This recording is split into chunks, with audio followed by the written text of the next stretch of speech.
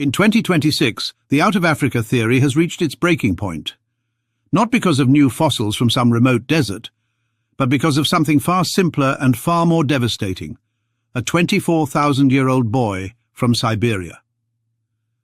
Maltar boy from Lake Baikal was supposed to be just another early Eurasian Homo sapiens.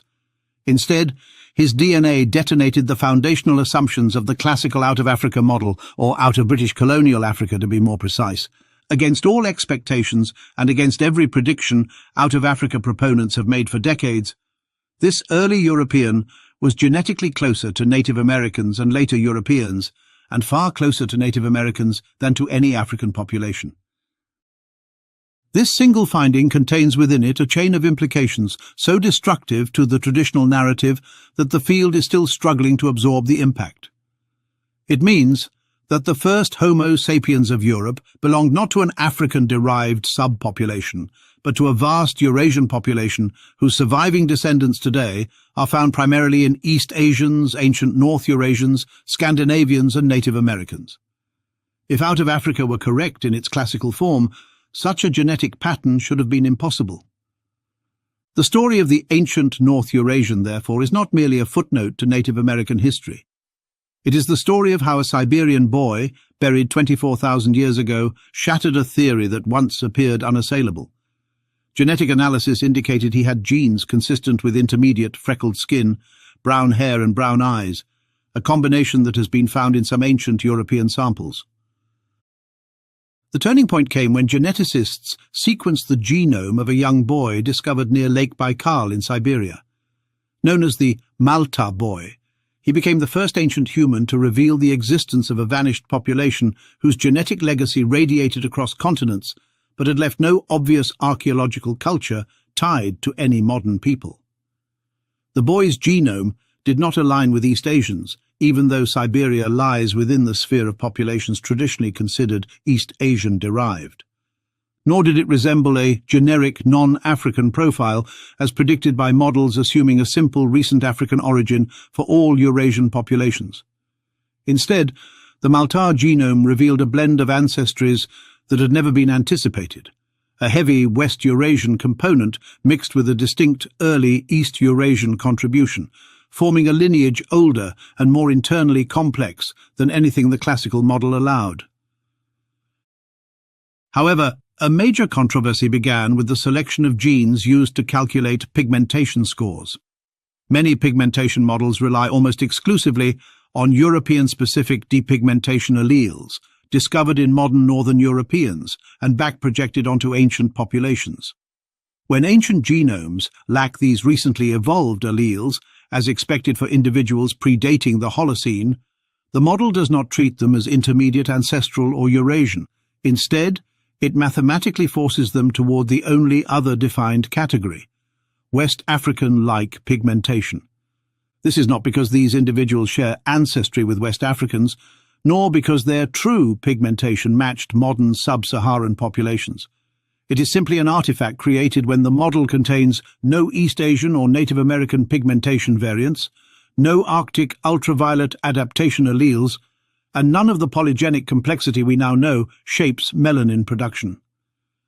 When pigmentation pathways from half the planet are excluded, ancient Eurasians are trapped in a binary scale that collapses the entire range of Eurasian variation into an artificially dark category.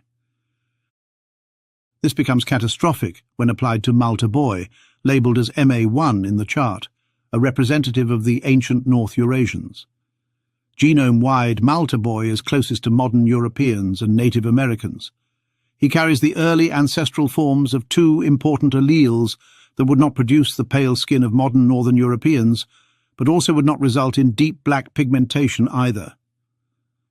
Yet in one recent pigmentation study, Maltar boy is placed almost off the chart, shown as more dark than even the African population. This is biologically absurd. Siberians living at high latitudes for tens of thousands of years could not have possessed the same melanin levels as equatorial Africans.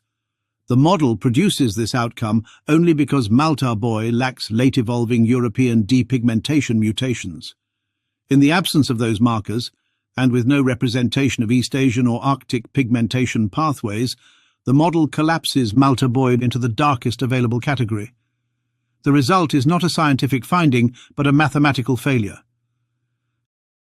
Compounding this failure is the growing body of anthropological evidence indicating that ancient North Eurasians may have had variable pigmentation, including the possibility of light skin tones, freckles, or ginger pigmentation. The first hints of red hair-associated alleles in Upper Paleolithic Siberia are emerging from comparative genomic analyses. This population, the ancient North Eurasians, had left an enormous genetic imprint across Eurasia and the Americas. Even more startling, Northern Europeans also inherited substantial ancient North Eurasian ancestry, largely through the Bronze Age steppe populations like the Yamnaya, who themselves were about half ancient North Eurasian. In contrast, East Asians inherited almost none. This one pattern, Europeans and Native Americans sharing deep ancestry that East Asians lack, completely contradicts the branching structure predicted by classical Out of Africa. A model that assumes a single African origin for all non-Africans, followed by a tidy split into Europeans and East Asians, cannot produce such a relationship. The ancient North Eurasian discovery effectively tore the model in half. The implications for European origins are profound.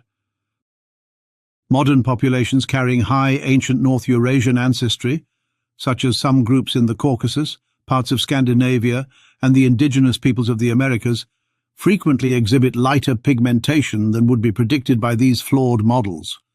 Malta Boy almost certainly did not resemble the dark brown figure implied by the chart.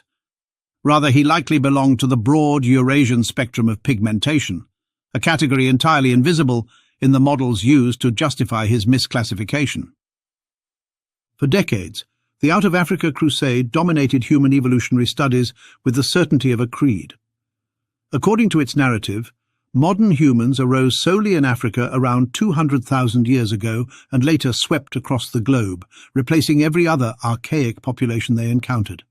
This idea, simple and elegant, became entrenched in textbooks, museum displays, genetic analyses, and public outreach. It offered a clean, linear story that satisfied academic institutions, foundations, and social narratives. But the model has stagnated.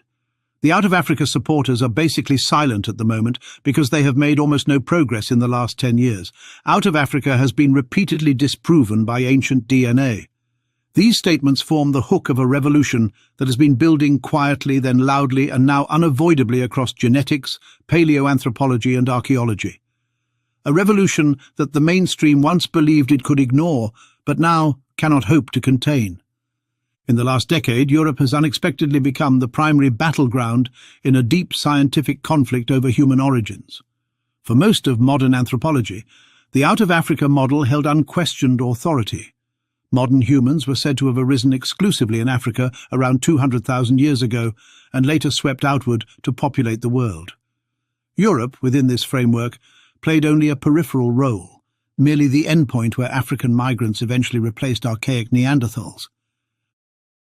Yet as ancient DNA studies accelerated, Europe began to tell a very different story.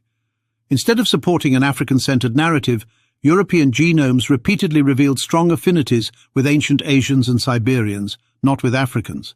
Fossils, once assumed to be transitional, now seem to reflect deeply rooted Eurasian populations. This growing disconnect placed Europe, rather than Africa or Asia, at the center of the debate because Europe's ancient DNA exposes the contradictions of the African origin model more sharply than any other region. As genetic evidence accumulated, supporters of Out of Africa faced an uncomfortable reality. The earliest Europeans did not resemble Africans genetically or phenotypically. At the same time, researchers who saw the need for a broader Eurasian framework, sometimes called Out of Asia or the Eurasian meta-population model, found increasing support in the data. Europe became the testing ground where these two narratives collided, forcing scientists to confront models that no longer aligned with what the genomes were saying. The conflict reached public visibility when media outlets, museums, and academic spokespeople began promoting the claim that Europeans had dark skins until as recently as 3,000 years ago. This assertion was used to visually reinforce the Out of Africa model at the precise moment when genetic evidence was pushing in the opposite direction. The argument was simple. If early Europeans looked African, then early Europeans must have come from Africa. But the simplicity of the argument concealed the methodological weaknesses behind it. This problem becomes obvious when examining how their model treats individuals such as the 9,000-year-old female Scandinavian hunter-gatherer known as SF12. In every genetic analysis outside the flawed Hyris-Plex framework, she exhibits allelic combinations associated with light-intermediate pigmentation, consistent with the ecological context of Mesolithic Scandinavia. Yet in the pigmentation study that generated the "Europe was dark" headline, she was assigned a dark phenotype. More troubling, the graphs of her predicted hair phenotype fluctuate dramatically depending on sequencing coverage, swinging between dark brown and blonde, and cannot be predicted. Her eye color has been consistently blue in every genetic model. These inconsistencies reveal not biological truth, but model instability. The same genome cannot yield 4 different skin colors unless the underlying method is incapable of producing reliable results. This instability is not unique to this sample. It reflects the broader weakness of attempting to reconstruct pigmentation using overly simplified models that ignore East Asian, Siberian, Native American, and Arctic pigmentation pathways. When these pathways are missing, the model reduces Eurasian pigmentation to a binary choice between modern Europeans and modern Africans, collapsing complex evolutionary histories into caricatures. The media amplified these flawed results enthusiastically. Articles in New Scientist and other outlets declared that Europeans remained dark until less than 3,000 years ago, even though the claim rested on degraded samples, incomplete DNA, probabilistic inference, and a pigmentation model that systematically misclassified ancient Eurasians.